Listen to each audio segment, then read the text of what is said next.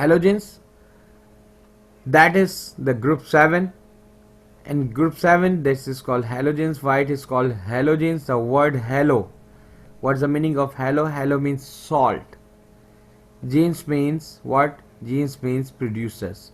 They are the salt producers, and we are just going to focus on group 7, and I'm just going to move my whiteboard to give a simplified description here, and it will help you to understand the concept.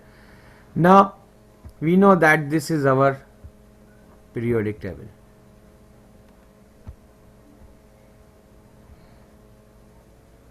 This is the journal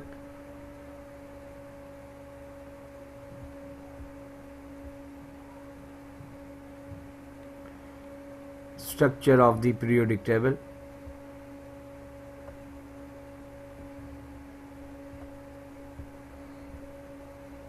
And we know that this is what? This is group 1, this is group 2, this is group 3, this is group 4, this is group 5, this is group 6, and this is group 7, and the last one, this is called group 8 or group 0.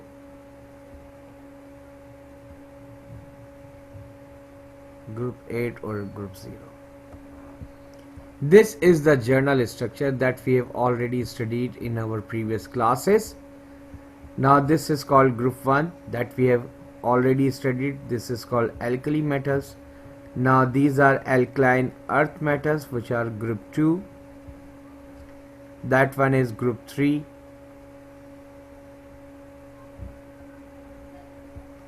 That is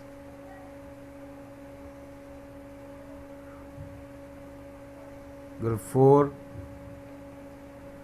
group 5,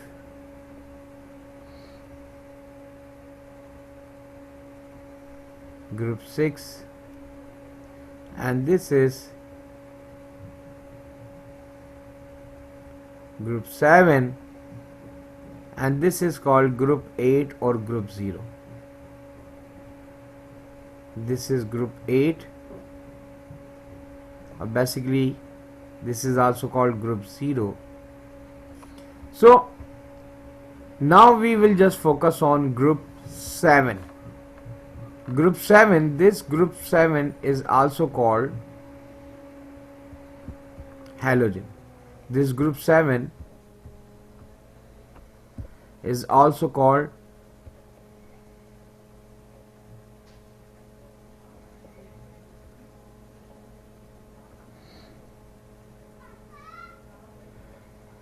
halogen. Okay, now this halogen, why this is called halogens? The word halo, when we talk about the halo, and it includes what? This, they all are non-metals. Okay, basically what is the trend? Basically we have studied the group 1, they are called alkali metals. They are called alkali metals. They are highly reactive metals, and these are the halogens. They are highly reactive non-metals. They are highly reactive non-metals. Okay, so halogens include fluorine, chlorine, then bromine,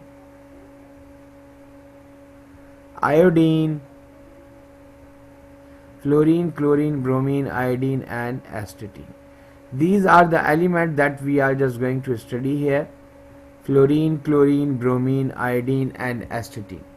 Now the word, when we talk about the word halogens, H-A-L-A-L-O,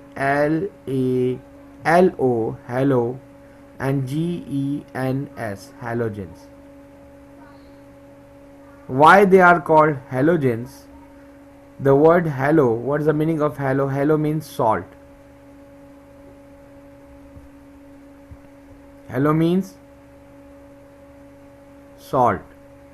S-A-L-T, salt. Gens. Gens means producers. They are called salt producers because they make the salt. How can they produce the salt? Because, and I'm going to explain the term why they are called halogens and how they produce the salt. Because when halogens or the group 7 react with metals, when they react with metals, they make what? They make salt.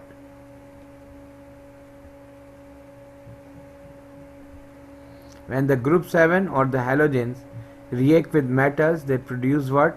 They produce salt. That's why they are called salt maker or the salt producers.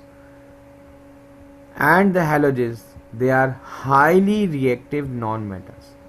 They are the most reactive non-metals. Halogens are what? Halogens are the elements of most reactive non-metals. And that's why they are found on the right hand side of the periodic table. Why? Because they are non-metals. But these non-metals are highly reactive non-metals. They are the most reactive non-metals.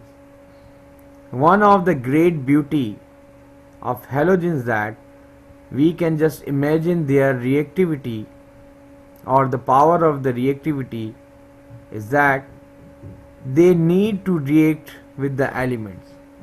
If they don't have any other element, they react with itself. That's why they are found in binary state, like they are diatomic structure, like fluorine. Fluorine is not found in free state. Usually fluorine is found in that state, F2. Chlorine, that is Cl2. Iodine, that is I2. Fluorine, chlorine, bromine, that is Br2.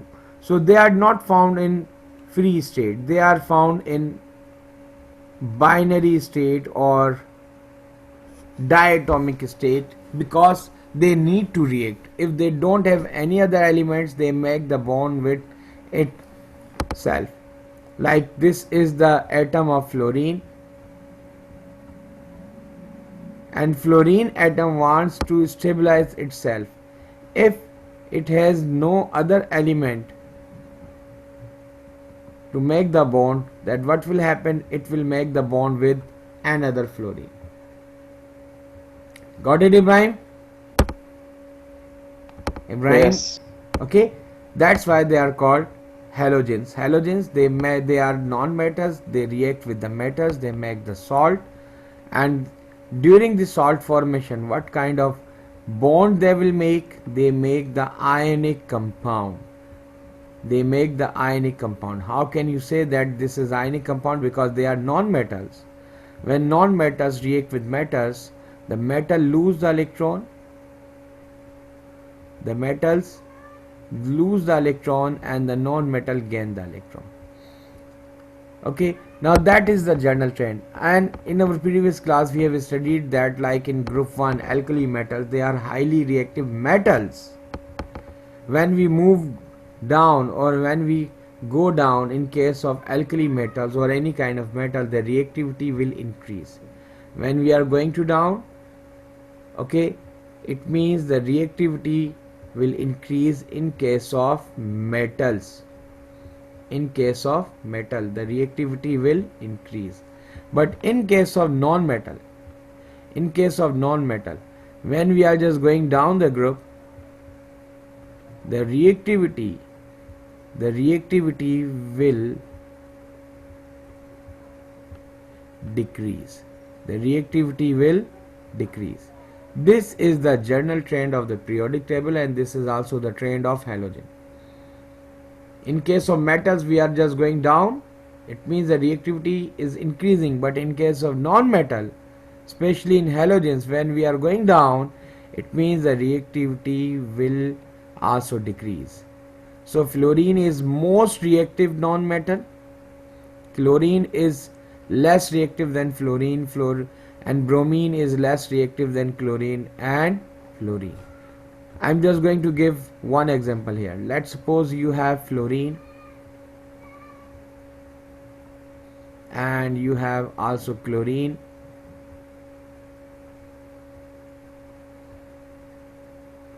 as well as you have what? You have sodium. Now what will happen?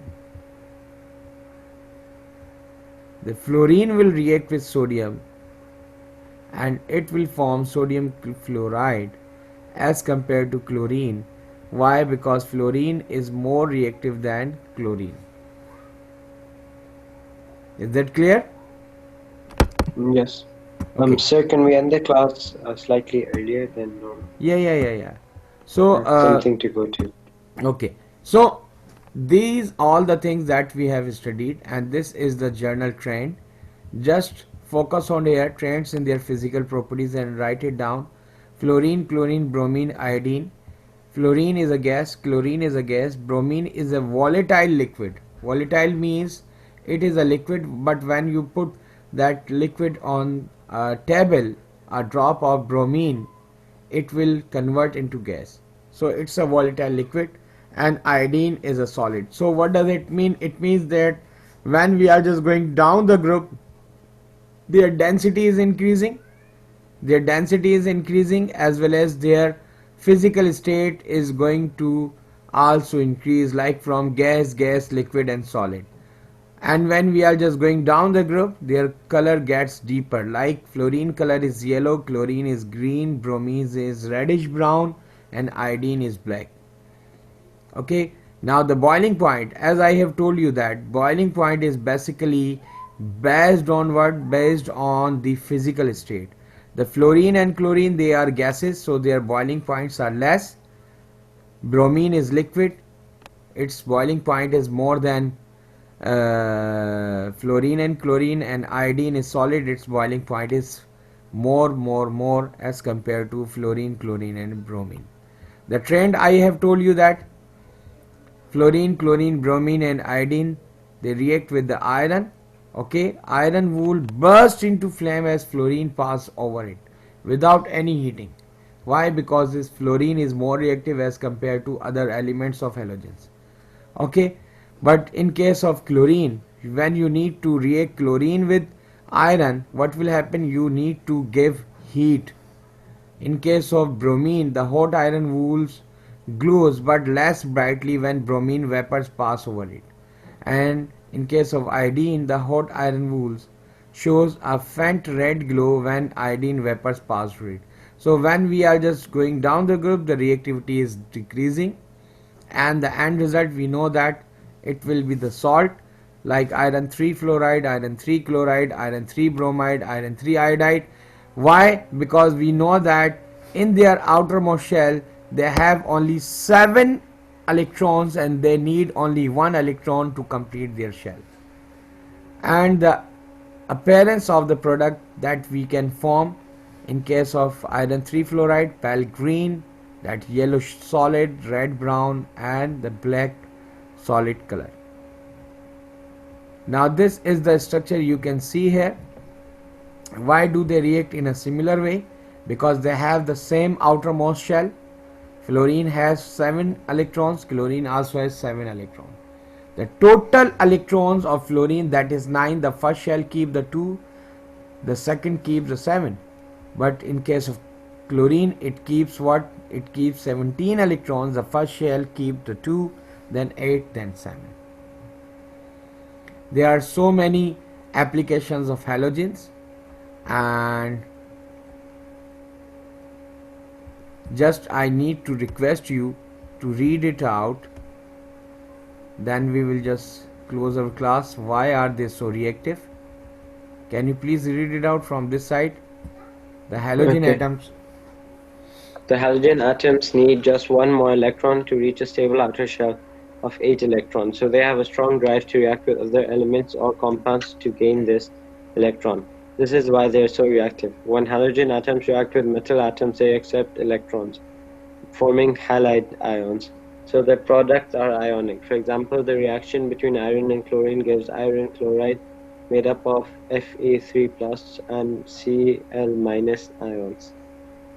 But with non-metal atoms such as hydrogen and carbon, they share electrons, forming molecules with covalent bonds. For example, hydrogen and chlorine atoms share electrons, so form molecules of hydrogen chloride. Okay, because hydrogen is also non-metal, chlorine is also non-metal, and the non-metals, they make what? They make the covalent bonds. And why does the reactivity decrease down the group? Why? Because the halogen atoms react to gain or share an electron. Okay, now the same phenomena. Now look at here. The fluorine has the 2 shell and the chlorine has the 3 shells. So we know that this positive nucleus have the ability to attract the electrons. So it has 2 shells, it means the electron that is coming here, now there is only 1 electron. Which atom of fluorine or chlorine will attract that electron towards it? Why? Because the fluorine will attract that electron because it has the less shell and its nuclear power are more as compared to the nuclear power of the chlorine, because its nucleus is very far from the valence shell, so the nuclear forces of attraction are less as compared to the nuclear forces of attraction of the fluorine. So why does the reactivity decrease down the group? Halogen atom react to gain or share an electron. The positive nucleus of the atom attract the extra electron. The more shells are there, it means the less nuclear force of attraction of the shell. So that's why the fluorine is more reactive as compared to chlorine, and chlorine is more reactive as compared to bromine. And as I have told you that, let's suppose if you have chlorine as well as potassium bromide, so chlorine is more reactive than bromine, so that chlorine will just kick out that bromine and it will displace that bromine and it will form the potassium chloride. But how can you say that the reaction has been formed? Because as you know that the chlorine, the solution of chlorine, that is what? That is greenish color or yellowish green color, and potassium bromide is a colorless solution. When the chlorine and potassium bromide they react, they will form the potassium chloride, and the bromine is moved out and the color of the bromine, that is orange. The change of color from colorless to orange, that shows that the reaction has been done. Like in the same case, like in chlorine and potassium iodide, chlorine is more reactive as compared to potassium iodide, so it will kick out the iodine and it will have the position of iodine and it will form the potassium chloride. But when the iodine will moved out, it will form the red brown color. So my dear student, there is a summary chart, and such kind of chart has been also discussed in your examination questions.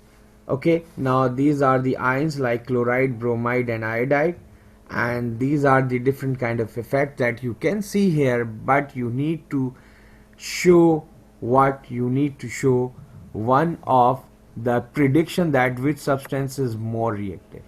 Which substance is more reactive? You can see here chloride ions are more reactive as compared to bromide and iodide. Why? Because when they are reacting with bromine and chlorine, there is no change, but when you add in the chlorine, now there is no change in case of bromide and iodide ions. Why? Because chloride ions have the ability to make it more stable as compared to bromine and iodine. So it's about halogens, and this is one of simple question box, and just I'm going to share that question box in your WhatsApp group, because this is your homework. Just try it at your home and try to give me the answer. Okay, is there any question regarding the topic of halogen? No, Is it no. okay? That's good. Inshallah we are meeting tomorrow. Thank you very much. Okay, Allah Hafiz. Allah Hafiz. Thank you. Allah, Allah Hafiz.